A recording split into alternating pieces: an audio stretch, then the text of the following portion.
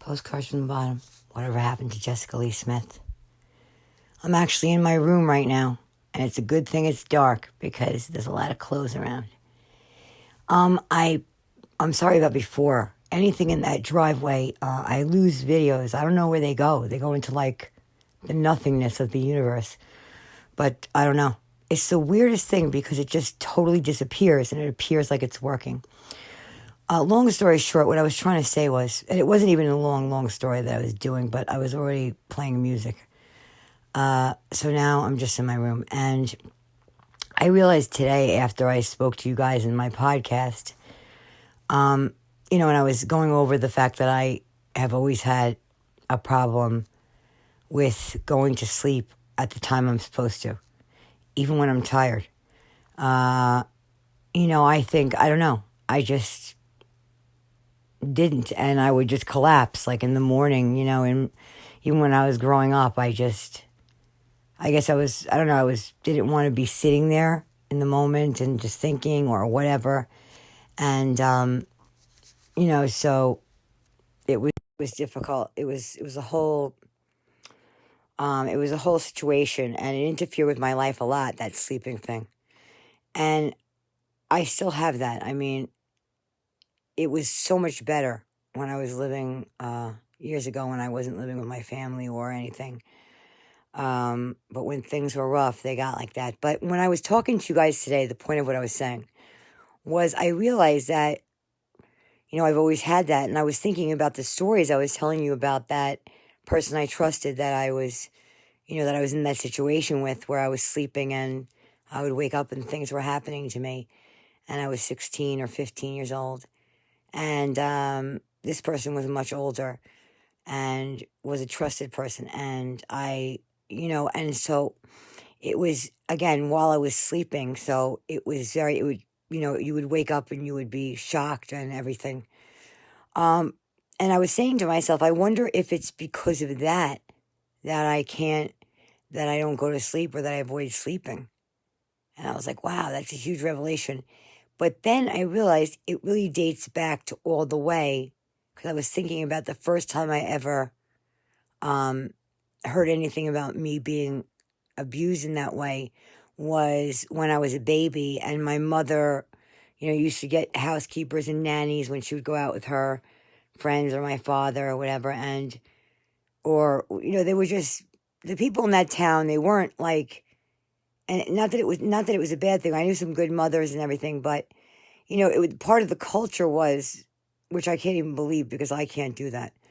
Leaving, just having a nanny right away, and the nanny is really with the kid more, as a baby than the parents in that way. Just a lot of nannies. So long story that my mother had many people coming and going to be the nannies, to be a housekeeper, to take care of me and my brother or my sister. And, she would even have couples. Sometimes they would hire couples. So the man and the woman would be living there. And there were times that she hired men. So when I was a little girl, very, very little, the first time I remember having this recurring nightmare where I wake up like almost like choking. And I'm embarrassed even to say it was like just this feeling in my hand. And I don't know why I was crying, but it was so, this feeling in my hand and in my mouth, like a rubbery thing or whatever stuff. And I was thinking, and then everyone thought that was, this recurring nightmare, and I'd be hysterical crying, and I couldn't get that feeling out of my head. And then it would go away and like disappear and go back into the abyss of my subconscious or whatever. And my mother said that she believed that I was abused by the housekeeper's boyfriend that was there, which I can't even believe anyone was leaving me with somebody's boyfriend or anybody. But anyway, so, and then so I thought to myself, okay, wait a minute, but then that happens when I was really young, so it can't be because of this thing, that I was when I was 16. But then I thought maybe it has something to do with bad things happening when I have fallen asleep, that I wasn't able to control. And I started thinking back, and when I was having those nightmares, I was sleeping also. So that was one thing. I was having problems with sleeping from those nightmares, obviously. I remember all the times waking up and crying, even at my grandparents' house, and them not really being able to comfort me because I wasn't able to say what it was. I was only able to describe something in some way. And, and then I thought, what else, if I was sleeping.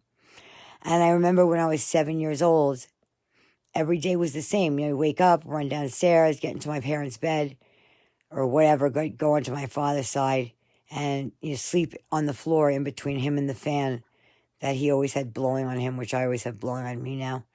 And when I went in there, my father was not in the bed, and my Aunt Donna was there next to my mother. And I was saying, where's Daddy? And she said, Daddy had a heart attack last night. She was always, even when I was like 6 years old, and she had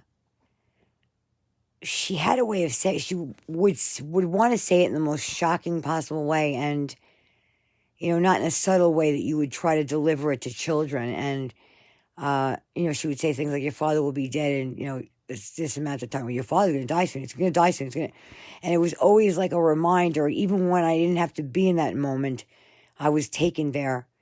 There was something in seeing me upset or seeing me gutted that fed her in that way. I don't know.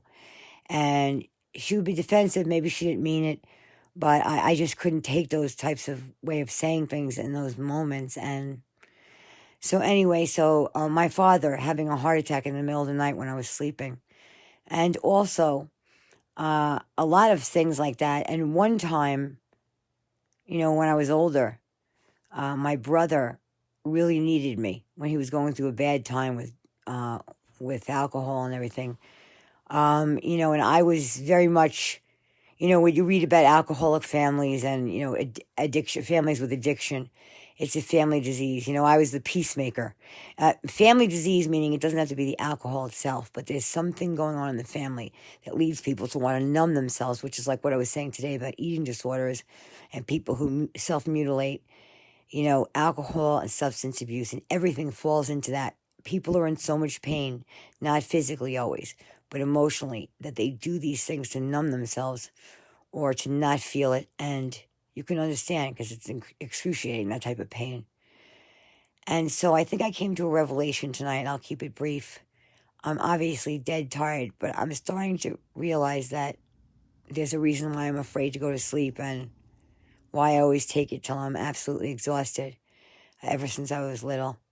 And I'm going to work on that now that I know that. And work on just trying to remind myself that that's why. And try to go to bed at a normal hour. I don't have to do my work in the middle of the night, I guess. But those are my most quiet hours. Nobody's on the road.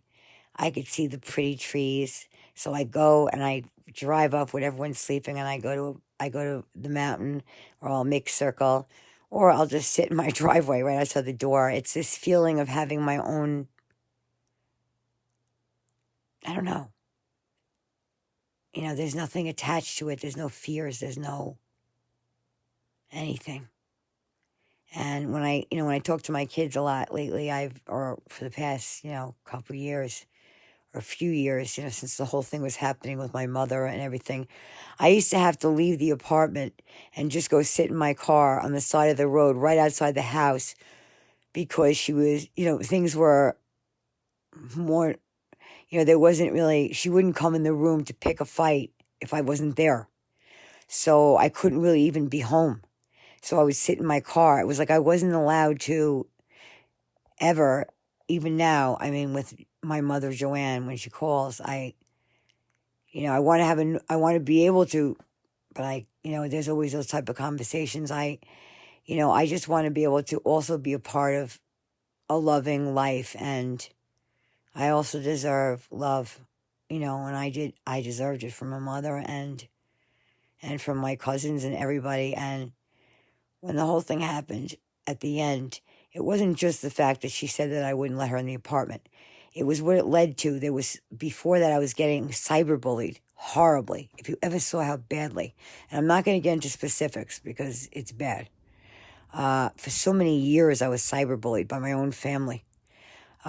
Direct emails where, multiple people were CC'd and horrible things were being said about me, like for no reason.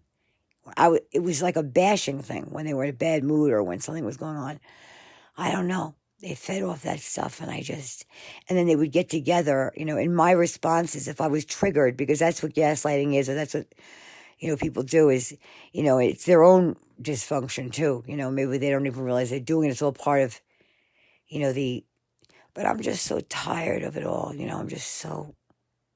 I was used as a punching bag by everyone. And still, even now, they send me messages like, you're never going to make it there. You'll never make it anywhere. You're going to have to come back here. Oh, why would they want me back? I would never go back there. Not because I don't care about them, but I know that I will be getting in a position to be mauled and possibly not make it out of there at all. Because last time I almost didn't. And look at me. I can't even say I fully made it out. So postcards from the bottom, everybody. I think that's why I was always afraid. I don't know. And I think like a kid, when you were a kid, you started thinking about death and things like that, and like, oh, how long it's going to be. And you're not going to, I'm afraid because my father was 45 when he died. I'm afraid if I go to sleep I'm afraid my kids, will be upset or worried about me if something happened to me while I was sleeping, and then they would have to go through something terrible like that. I don't know. And then a lot of stuff I'm going through when I'm, if I cry or whatever in my car, it's because I don't want to do that in front of my kids. I don't want to do it in front of anybody because it's just a tremendous amount of pain. And that's why I talk about these things. I psychoanalyze myself to try and fix it. I'm trying to fix it because there's no more money for psychotherapists. And even when there was, and I used to be allowed to go, I'm at a point now where I'm beyond that. I understand everything. That's not the point. Now I'm just tired. I'm just beaten up, spiritually. And that's why I have God in my life. And maybe God is the one. Even if love was not meant for me in this lifetime, maybe it's not. And if it's not, maybe God was the one. Maybe I have to be okay with that. And maybe that's where we're at in the world, Maybe the world needs light workers, and I do the best I can. I'm not perfect, I get angry too, and I'm Sicilian, so I get you wouldn't even recognize me when I get angry, and I'm never violent. I've never ever been violent. So if you ever see me angry, you're gonna be like, oh my God, because you just think I'm someone else, and I just went off, and you don't know what I'm gonna do. But I'm not violent. I've never been violent in my whole life, so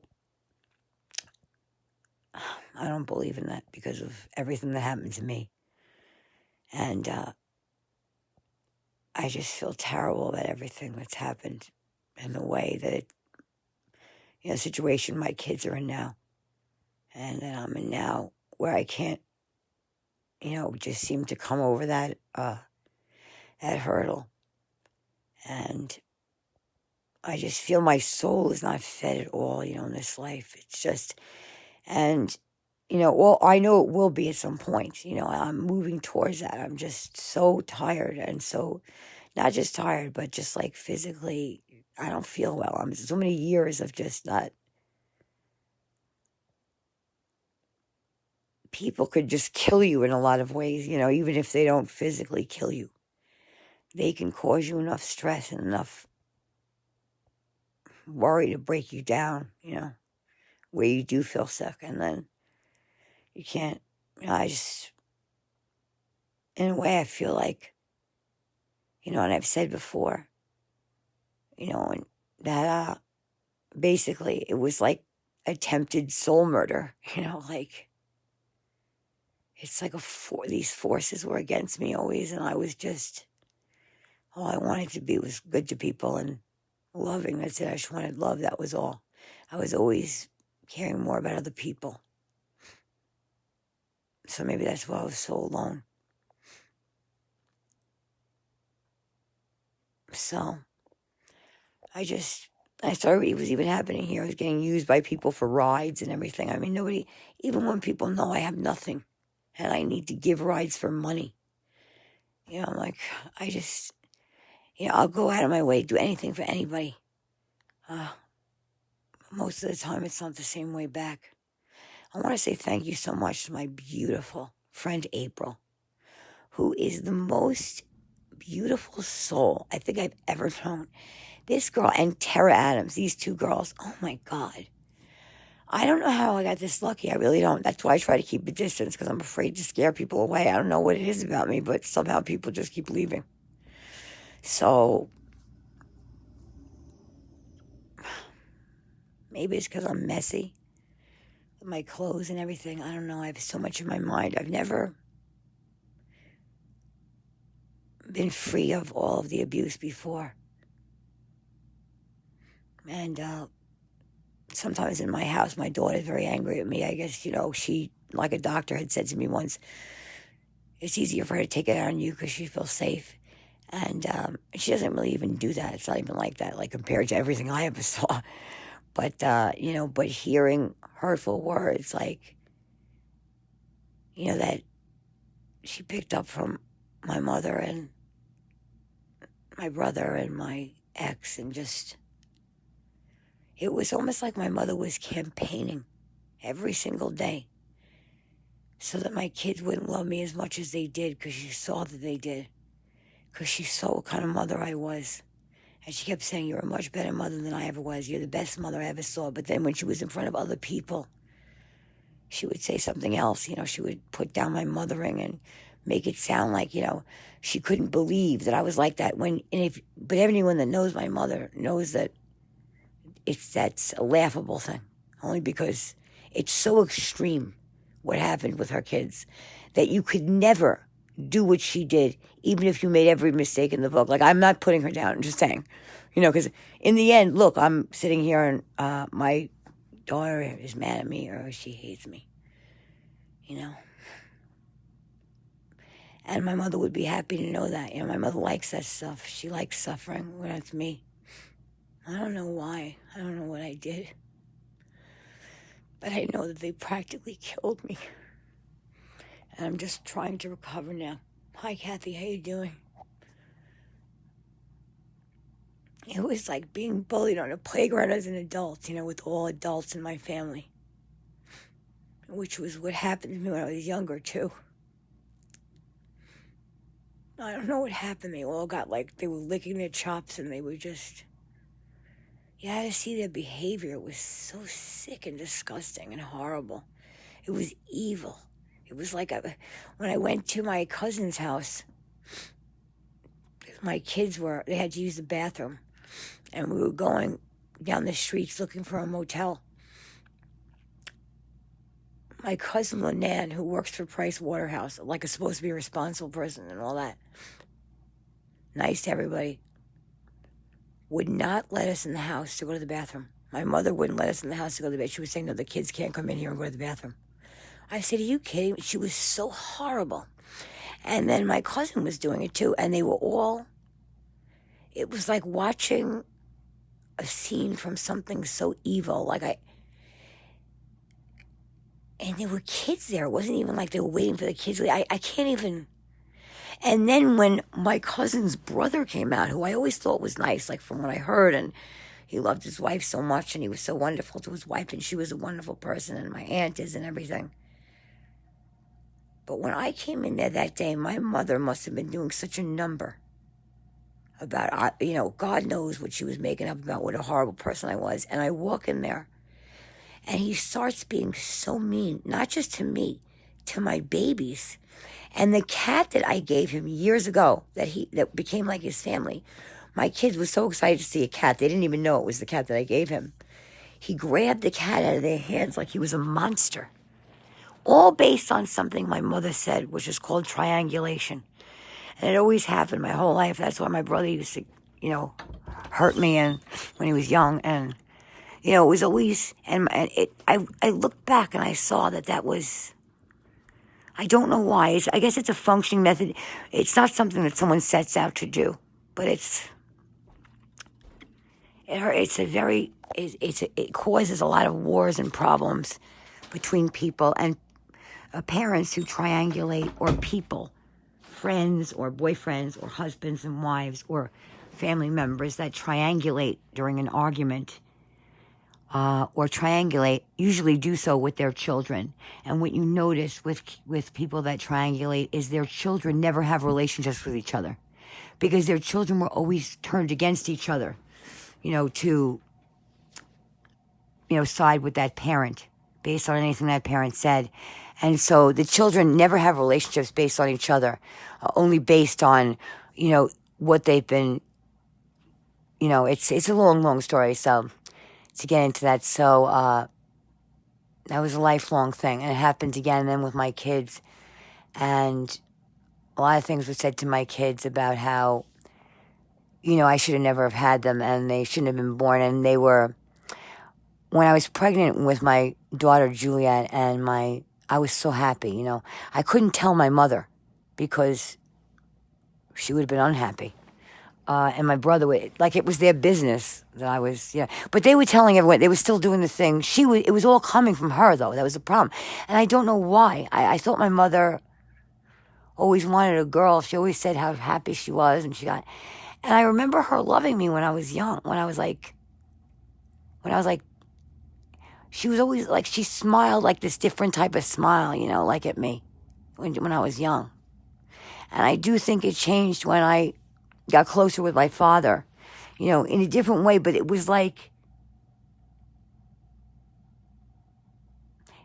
it was a different thing. Of course, it's a different type of relationship, but it was, I don't know. I don't think she liked it as much as, but she was always very close to my brother. It was who was I going to have? Nobody always, because in the beginning, he didn't even know I existed.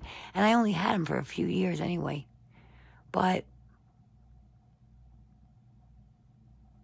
that's the part that really hurt the most, I think, out of everything, was that I was going to, that she didn't love me that same way that he did, that my father did, And she couldn't make herself, even if she wanted to, And, but they didn't have to hurt me, in those ways always. I didn't have to be bullied at school, at home, and, I didn't have to. Home is supposed to be the place where you come and you could breathe, and you can have people believe in you and be supportive of you, and, be there for you if you're sick or if you're in a terrible situation. I don't know how all those people were able to justify how God would be okay with everything that happened in that moment, even though that would be wrong on any other case. But with me, it was okay. And these kids, it was okay. That is so. And one of my cousins, who I love, and I love all my cousins, but comes on my blog, and she was there that night. And I had come to her to confide in her, because I thought she was kind of sort of on her own, on her island of her own, with, that type of thing. So but I misunderstood, that she was in there. They call them flying monkeys in this narcissistic families, triangulation. And the people they enlist they call them their flying monkeys. It's what it is. It's a personality disorder. It's just like depression or anything like that. Narcissistic personality disorder. It's not like somebody thinks they're so great, they're not so narcissistic. It's a personality disorder is different. Narcissistic personality disorder is that way, and it's just a war zone with somebody who's a narcissist, and they'll take it all the way. And the worst thing you can do to a narcissist, and I didn't realize until after, not that it was hard not to do it anyway, but was to approach them when you start to realize things, and when you find proof of things in paper and all that. When you confront them about knowing what happened or knowing something about them that you didn't, all hell will break loose, and they will destroy you. Even if you're their child, they will destroy you. They will put you in a box. And the reason why they will do that is because their entire identity, their entire life has been leaning on the fact of that story of, what type of person they are and how they're so all giving and all sacrificing for their children. And they just couldn't do enough. And they've just taken and taken and taken from their from their mother, their kids. And they are so ungrateful and, and what about all the stuff they did? There was always a price, and there was always triangulation, and there were subtle put downs or not subtle put downs or humiliating moments, and just being shamed and bullied by your own family in front of people or behind your back, just like a mean girl. You know what I mean? But not in front of you. And sometimes a narcissistic personality disorder is a person in a community that's very trusted. Many of them, especially the covert narcissist, is extremely dangerous because they are the wolf in sheep's clothing. They are the most convincing of all. Like, most people in the community will trust them. And if you even try to bring things out, everybody will turn against you and not believe you. And the one thing they tell you to do in narcissistic abuse, or in certain situations, husbands and things like that and boyfriends, when you get to a certain point, is there's nothing you can do to change the person. And there's nothing you can do to go to therapy either. Narcissistic personality disorder is a disorder that can never be cured. And the only thing it does is destroy everybody around that person. But that person doesn't get sick. If you have a child with that person, they will take your children. They will make up lies about you. They will take all of your money. They will have hookers on the side. They'll have all kinds of things going. You'll be embezzled. You'll end up with nothing. Even if you're the most respected, you could be the president of the United States. Tomorrow you'll be, they'll be calling you a child abuser. Even if you were Mother Teresa. Like, that's how bad it is. I've seen it happen a million times. There are parents that can be narcissistic, and of course, to different degrees. I'm not comparing my mother to those people, but she wanted to destroy me at the end. And even now, she's leaving me to die because I say these things to her. And because she'll write me a text like, you're never going to make it there.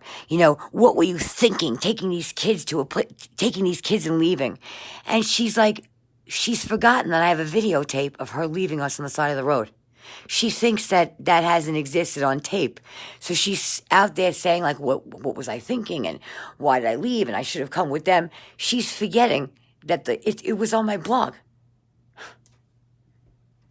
So I don't even know what to say when she's still trying to turn it like she always did. And it's hard to do when there's a videotape, when there's lots of things like that. And so anyway... and maybe it's because she feels badly about doing that. I don't know now. I don't think so. I mean, she's not coming to look or anything like that. And I know she's, in her own way, whatever. But, there's always something for my siblings in terms of love, in terms of being there, in terms of running to the airport and jumping on a plane and, here and there and twice to Puerto Rico and back. And, all the time I was sending her messages saying, I can't believe you. And I'm acting angry because I'm really so hurt and I don't want to show her because I have too much pride. And saying, you don't fucking care and blah, blah, blah, and cursing. You never even came for us and screaming because it's so gutting. And then even then, if I start crying and she hears that, crickets, like, so my mother is not my mother. That's not my mother. I don't have a mother because mother is, maybe Joanne is my friend or something in another life. I don't know. She's a crazy friend or something. I don't know. But, we could have been friends. I don't know. But that's why I think that it was even harder when my father died because he used to get in between. He used to protect me from those situations with my brother and everything. When I used to cry about it sometimes. Because my brother was not a whatever, but he was like one of those kids that would like have a temper, and so he would throw something or whatever. He wasn't like, beating me up or something like that when we were young. But it was still something my father didn't want him to be doing to me. Having a fight or we're arguing and then he smacked, even if it was a smack or whatever, or a push. But if I was crying, my father would go then, and my father would then proceed to beat up my brother. And then I hated that. I couldn't stand it. It was like someone pouring acid on me and cutting me open. I just couldn't stand it. And I would start yelling at my father. My father was raised by a Russian butcher. And, he would do the smack really hard on the ass thing, which was, but like in a humiliating way, run after you. But then he would grab you and push you. And I mean, it was, but I just remember this one time seeing my father outside the window, and he was, my brother was in trouble because of me, because he was mean to me. But that was like I hardly ever told. I think that was probably the only time. And I knew I wasn't going to be able to control my father at that point. So I just said, I stopped telling him because it wasn't worth it to watch my brother get beaten up. That was the wrong way to tell him. Obviously, my brother picked it up from my father because my father was physical. Like I said, he was raised by a Russian butcher. And if my father got physical with us, he would always regret it. And he would always come to the room and like bow his head. He would do this like personality where he would like put his head down.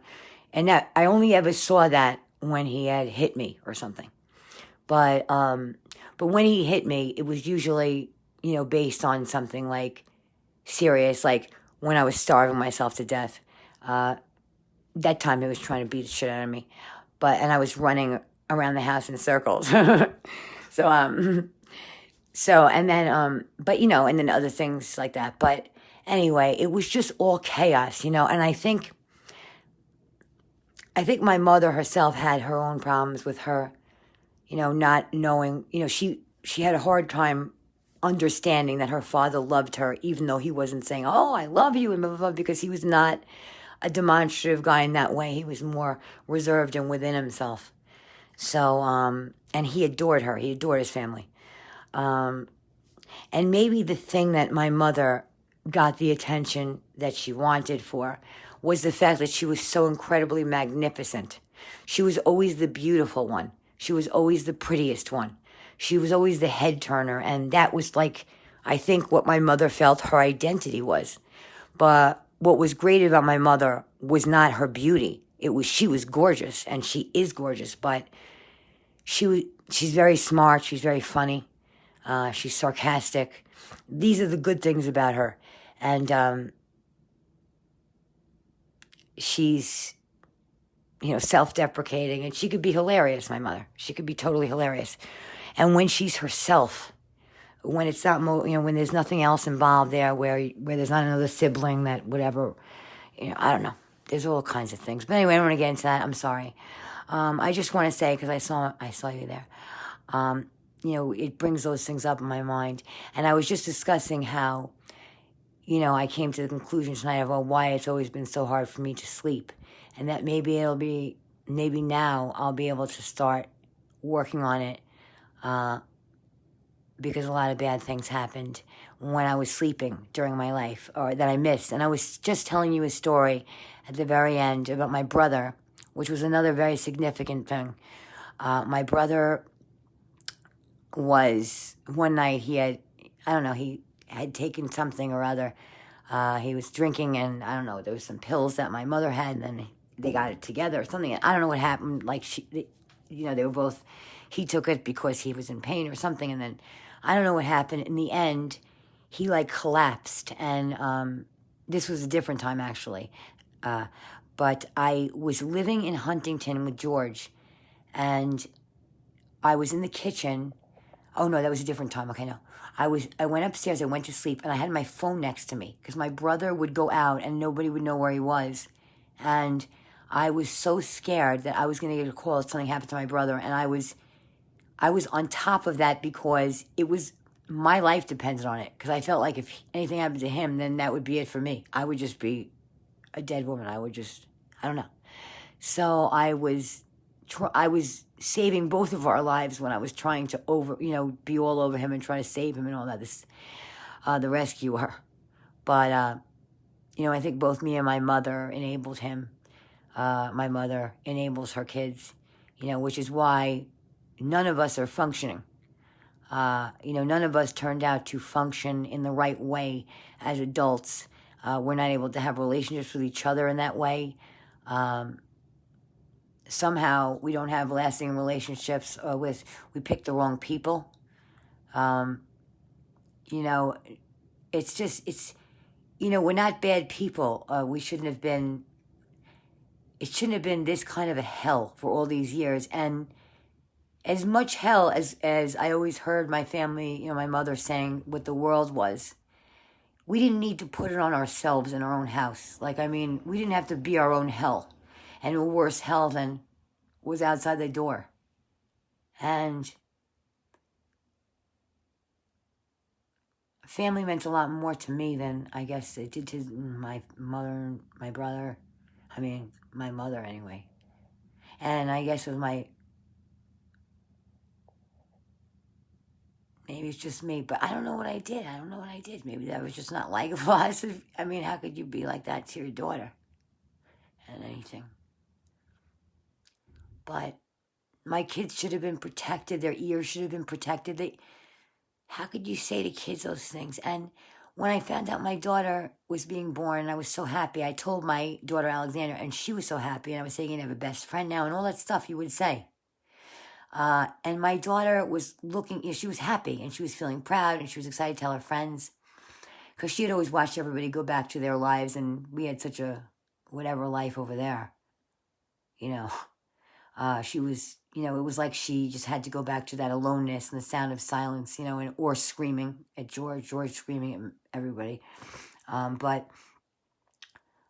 So she was excited, and we were embarking on that chapter in our lives. And that's when George was arrested. He was arrested I didn't even know he was in trouble. I never knew what he was doing. He was always he was one of those old-fashioned people like that, because my grandfather was Italian and my family was Italian. I just, those type of men, you didn't really get into the whole, where are you getting your money from? I mean, not that you thought they were doing anything bad, but, you weren't going to, you kind of, he was very old-fashioned. It was like ridiculous in a certain way with that stuff. I forget my point. Oh yeah. So, it was something for Alexandra. It was hard for her too. I don't remember my points. I think it's because I'm too tired. But anyway, my point was that yes, that she was very, very happy. So things were bad. George got arrested. In my apartment in Florida, there was a banging on the door. George had come to visit me or visit us. It wasn't like that, it was like a partnership. And George had come to visit us after like maybe 6 months or even a year, more than a year or something, of seeing everyone. And we ended up, I was sleeping in the room with the baby and the kids, and he was in his room or whatever. And then it was banging on the door at 5 o'clock in the morning, like banging so hard. And I'm like Woody Allen, you know that. I'm afraid to go like over the speed limit. Like I'm scared of my own car, but, and everything. So I didn't know anything about that stuff. And I didn't know he was in any type of trouble or that he was possibly in trouble or thinking he was in trouble. And it was banging on the door. And I thought to myself, oh my God, because I was sleeping. There it goes again. Oh my God, I was sleeping. You see? Oh shit. So, and so I ran to the door and I said, who is it? Because I thought maybe something had happened to my aunt downstairs, who I used to be close with. And I thought something was wrong. So I said, what's wrong? What's wrong? And they didn't say anything. They said, open up or something. I looked out the window, and when you think you're dreaming because you're like delirious from sleeping, I see like what looked to me, I swear to God, like through that little hole, like 12 guys or like 8 guys, 8 to 12 men. And, they looked like police or security. And I'm wondering why. I'm thinking, did my kid make a loud noise? I mean, everybody was sleeping. And they came in and they said to me, is George Garcia? And I turned my head and I said, George, and he started walking out like he came out of his room with his boxer shorts on. I think he must have had some sort of a feeling. I think there was something. I don't know. I don't know if he had. And they said, you're under arrest. And they were wearing jackets. They were wearing jackets that said the IRS Criminal Investigation Unit, New York. So they had flown all the way from New York to get him. It was the craziest thing. I was like, I thought I was in a freaking movie. It was like a fucking. There was many times that I felt like I was in a movie. I'll tell you guys some crazy stories about George and I's life, or what I saw when I was in George's life. Not like business wise, but just like the characters, the funny characters, and a lot of crazy experiences with George that you won't believe, and all the other chapters of other people that you'll get to know them. They're hysterical characters, really. It's unfortunate that I had to live through many of them, but friends and other people, crazy things like that. But my daughter, so things got really bad. Obviously, after he was arrested, he wasn't able to do anything, and then after that, he had gotten sick with his diabetes, and there was a problem, and I had to. He had something that happened that I had to care for him at the house because they turned off the insurance. So I had to administer the IVs. They taught me how to do that eventually and treat the wound on his foot. He had, an open ulcerated thing. And since that and the arrest, and, he didn't get back up and running again yet. And, he had to go away and to a federal prison and for tax, they charged him with tax evasion. And that was a whole, that's a different chapter. Okay. I'll tell you the whole thing. So another time. But so George, there was, he wasn't really, it was rough with the money thing after that. It was already rough. It was already like that for me and the kids. But anyway, so my mother had a lot of anger at George because she knew George before I did. And she was telling me for a year before I met George about George and how she had gotten a job and she really liked him and she loved him and he was like a son to her and he was like the greatest guy ever and he was just like her father, frank and very honorable and just a great guy. And even though he doesn't have a lot of money, because she always said to me, she was always trying to push me into only being with a man with money. It was really, give me a break. And, I'm not about that. And she knew that. But she was always talking about it and talking about it. So she said to me about him, well, even though he doesn't have money, I like him so much. I know he'll be able to do this, that, and the other thing. He's a great guy. So, she just kept saying, George this, George that, George is this, George is so that, George is so this, George is that. So I felt like I knew George. You know what I mean? Does that ever happen to you guys out there? I'm sure it does. When you feel like you know someone from someone else's stories about them. Or someone knows you from someone else's stories, which is not so good, like with me too. But so things got really bad. And so my mother, when she was angry at me for becoming pregnant with a second child, which they had all made clear that they didn't think I should, or, that don't be having. They didn't say, oh, we don't think. They didn't even have the nerve to say that, even though that was bad too. It was, anyway, so when my mother found out I was pregnant, she started screaming at me and everything and cursing and saying all these horrible things.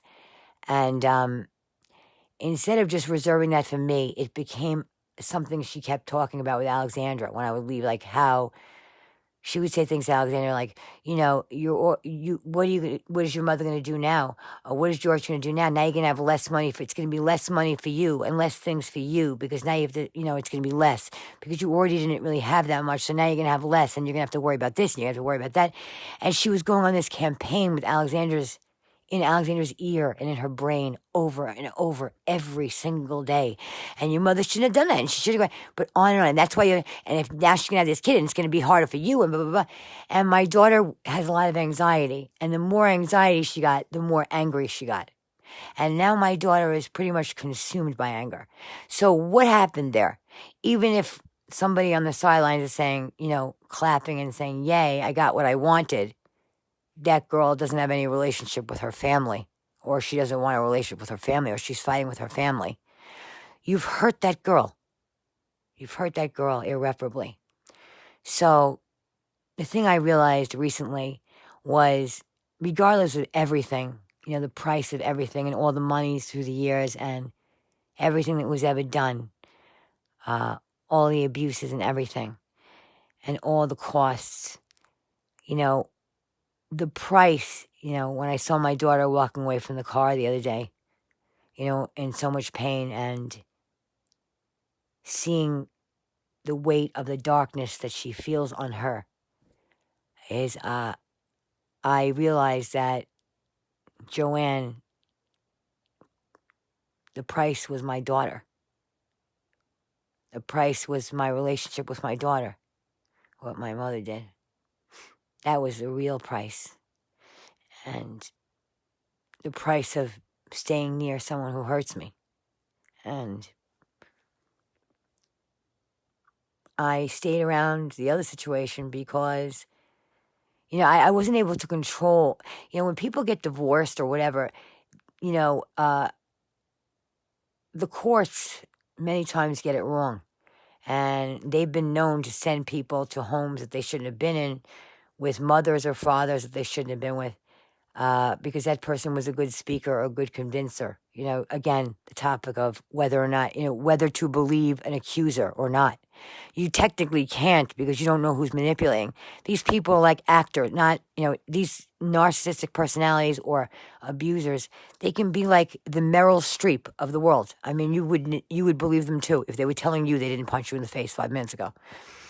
But, so I was always worried about my daughter, and I didn't want to not be there to referee if there was yelling or intimidating, because I would see the look on her face, and I knew the way that I felt when George started that yelling. Like my palms would start sweating, and I would just start, like my body would be like, have that cold feeling, like I was shaking. And I always knew who I was. I always felt good about myself in a deeper way, in a wisdom. But it was almost like this exercise I was going through that was familiar. It was almost like, you're like an Olympian, this, that, and the other thing. And then at the end of the night, you go into some closet and you have some person beat you, and call you like a bad boy or something. Like it was almost like in a different way, but with relationships, like not in that way, not like that, but just, the allowing someone to make you feel like you're unworthy, you're undeserving, to leave you emotionally hungry, to leave you waiting and wanting and breaking promises and, criticizing you instead of telling you the ways that, your strengths and, in a loving way. You know what I'm saying? And many times when people abuse you, and I've seen it happen to my friends too, of course. They're not going to say they're abusing you. They're going to tell you that it's for your best. They're trying to help you. That's the number one way that they use, the abusers. Men, that I've dated that have been abusive, that I've noticed, have, a lot of times they'll say, oh, well, I'm just trying to help you. Let's say someone's trying to help you and, you're trying to learn how to do something you don't know how to do, like, the wiring. One person will come in, one teacher, and they'll be like Mary Poppins, walking you around and lovingly showing you all the things. And when you make a mistake, they'll say that was a great try, but let's try again. They'll have endless patience. And then there's another teacher that walks in and he starts throwing things across the room and throwing this and throwing that and saying, you stupid, blah, blah, blah, blah, blah, right? So if you had to hire someone, which teacher would you choose? You know what I'm saying? Why should you have to have news delivered in that way when you don't have to? There's so many people out there, so many friends, so many people that, may or may not be the love of your life out there if you don't have yours yet. Ooh. And, you don't have to settle. When you're settling and when you're in an abusive relationship, and it was the same thing with me. I'm not putting anyone down at all. This is the journey of life, and this is what it is, getting over all this stuff during a lifetime, and it takes a lifetime, from what I see. That you overcome these things in your life, but when you are in an abusive relationship, you don't love that person. That's not love. What you have there is something familiar, somebody in your life at some point. It doesn't necessarily have to be your parents, but many times it is. In some way, you may not even acknowledge it right now, but if you think back on it, are there behaviors that, are there feelings, even if it's a different sex, and let's say your father was emotionally unavailable, and you end up with a woman who, is subtly abusive and emotionally cold and all that, and, doesn't want to be with you and be affectionate with you. How did you end up there? How did you end up being, pursuing a girl that was emotionally cold? or made you feel terrible about yourself. You wouldn't intellectually go after someone like that. But when that happens, something is triggered, just like when I was saying my palms were sweating. Because in that moment, I felt the way I felt when my brother yelled at me. When my father used to yell at me when I was younger, if he was mad, but mostly my brother. The palms were sweating because you don't know what's coming next. Is that going to escalate? Is he going to, it was just the person doesn't even have to hit you. It's the idea, with abusers also, or not just with, I'm not saying my brother's in that category, but meaning with women, relationships, but when we're doing that, we're repeating a cycle over and over and over and over again. And we're doing that because we're trying to relive what we couldn't make right with that other person that we're not at peace with. And that becomes the undercurrent of all of our relationships in the future. But unless we recognize it, and when that feeling happens, we say to ourselves, okay, that feeling doesn't mean I like that guy. That means there's something about him. You have to acknowledge the flags when you see the flags. That's a thing that I do now. And I it's something that I didn't want to acknowledge younger. And like I said before, I believe that was the way I was giving myself less than I deserved in my life. And even up until now, with relationships and playing it safe, because I think I'm afraid of, I think if I was ever in a situation where it was the right one, it would probably be scary because it would be so strong, that feeling, because I've never fully had that feeling of love like that for someone, not in a way that wasn't not as a person who is with the understanding that I have now. I've not. So that, I guess, would make me more vulnerable, which intellectually, and I'm saying to you right now in every way, carpe diem, because I will risk for love now. I will. I don't want to be numb anymore because I don't want to sleep through life. I was afraid to get hurt again after my first heartbreak when I was 20-something years old, or late 20s. I thought I was going to marry him. We were talking about that. We loved each other, and it was many, many years. Many years. I knew him since I was a little girl. His name was Jordan. But Jordan, when Jordan and I didn't, when Jordan broke my heart at the end, he said, his father said he should take a break from me before we get married. Like, well, what the hell? Okay, so that's basically, he was like saying, that's it. So he said, that he has to show his father he's taking a break. So he's supposed to take a break before we get married, okay? They were always kind of on him, or his father, about me, because I guess his father felt like he had gotten married and he didn't want to. He wanted to be with a lot of people, who knows. And anyway, I can't even barely talk about that because I can't even.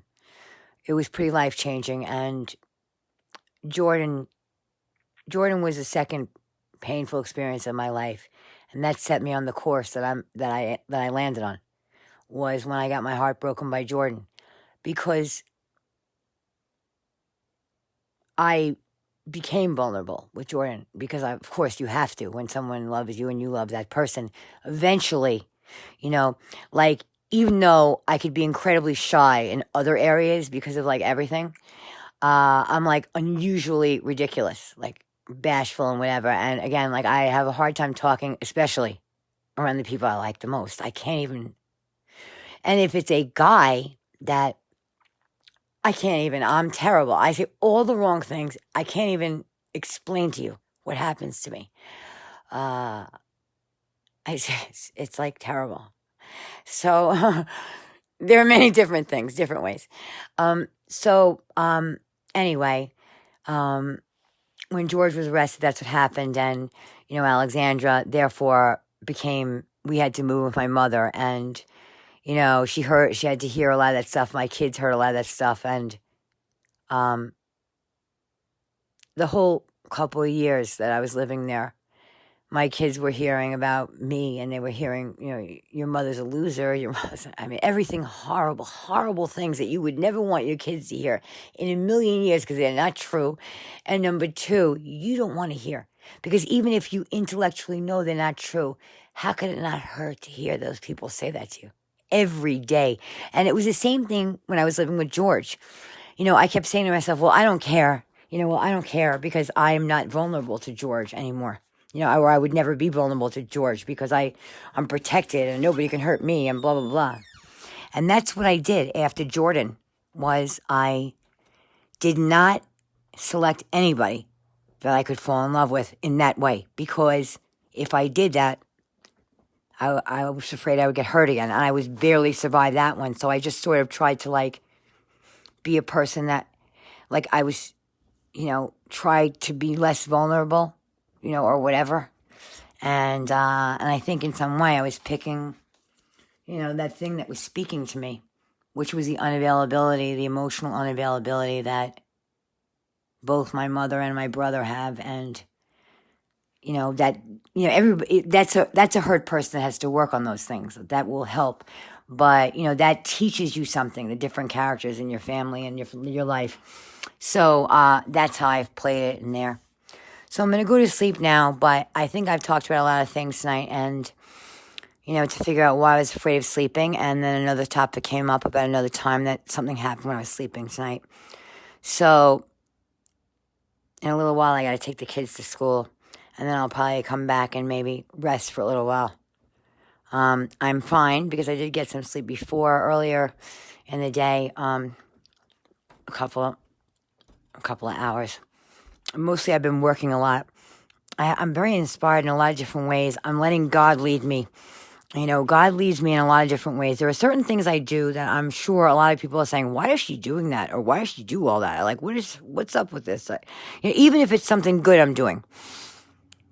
I am led that way because I feel people from the inside. I sense their soul. And when when an entity speaks to me, or a presence comes to me, I feel God there. I feel God. I know when God wants me to extend love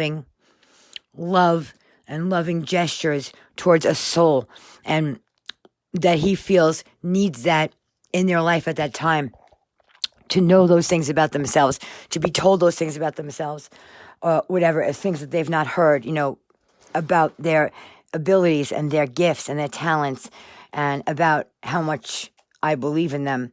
I know how important it is to me and to God for me to communicate that to that person that, I feel that way about, or that I have that feeling toward.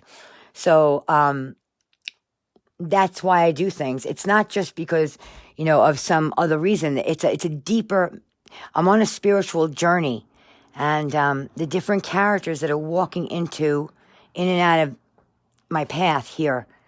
I've had certain visits from certain, angels or something on me telling me about those people and telling me more about them and what good people they were. Therefore, or and what the purpose of all this was. And I just feel my whole life, I always felt very strongly that I feel very happy to work for God. I mean, and as we all do, and to do, when I give love and when I try to be there for others, or, do something that will impact another person's, life or relationship or career, I do so for a reason. And because it's all really a ripple effect. It's really a ripple effect, because when one person is going in that direction, then the whole community sort of starts waving around in that direction. It becomes a new day. And I was saying before, which I lost, and I'll end on this note. The song came on, The Age of Aquarius, from the movie Hair, the show Hair. And I was listening to the words, and I was thinking about many of the people I've met here in this area.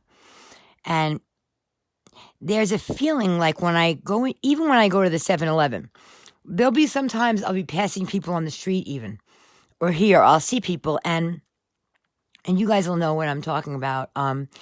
And you pass by people and you see someone that you don't know them, but your eye meets their eye, and you like just an average person, a woman or a man or whatever. And you smile like hello, like a greeting, hello. Except there's a moment there when your eyes click, and there's an energy there, and you could feel that there's something in that person besides just an average person. There's something. There's God in that person, and you feel it.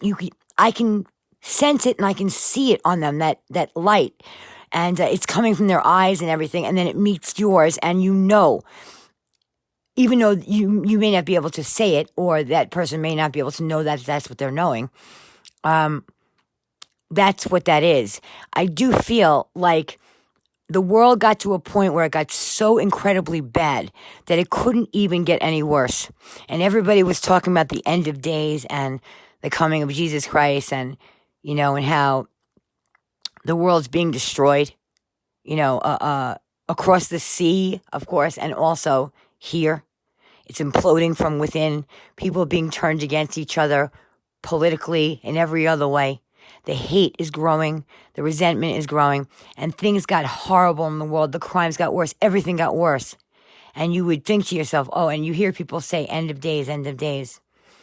I started seeing tonight that I don't think it's ever going to be the end of days. I think because I started to see, even in the behavior of certain people I'm meeting, or light workers that work for the community, or who work in service to the community, or other people that volunteer at the food pantries and everything. There's something in these people that you make eye contact with when you have that recognition that I was talking about, that energy. When they're a light worker, you could feel it they're a person that's doing God's work, in their love that's emanating from them. And you meet them for a reason. There's a familiarity. It's not like looking at a stranger. I think you guys, if you think about it, will be able to see exactly what I mean. I think we're taking a turn, and I definitely think it's happening here in Wilmington and Dover and Deerfield Valley. I think that even though there's a lot of small-minded, ridiculous people, mean girls, and people bullying each other at home and playgrounds and at jobs, all over Vermont, all over everywhere, all over everywhere, you could see it. But if you look around, you'll see the diamonds mixed in with the trash, and you'll see those diamonds, and those diamonds are sparkling more and more. There's more and more light workers. There's more and more people talking about God again. There's more and more people talking about good and evil and justice, and talking about the fact that we can't go any further into this abyss here in this world. We're going to take it in a new direction. And by putting out a bridge between friends, or old lovers, or family, or even between a community and its workers, by putting that bridge there, we will have a ripple effect all across the world. And you can already feel God, in the air again. At least I can, so incredibly strongly. And I really do think other people have too.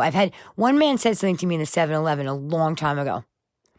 He made some comment when he was passing me. It was like he knew and I knew that we were both, in our own way, just like many of you who believe in goodness and all that, being good to others and believing in a higher power, that we are God's soldiers, all of us in our own way, when we're doing good.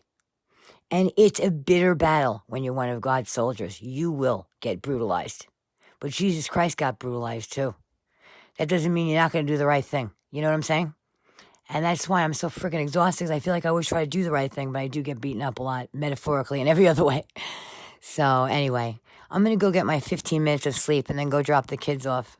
All right? All right, you guys, thanks for being there. And I wanted to tell you what I found out about the sleeping thing. I hope I've been not just rambling. I hope I've at least completed some thoughts, even if they went forever. Postcards from the bottom. Whatever happened to Jessica Lee Smith? Good night, Kathy.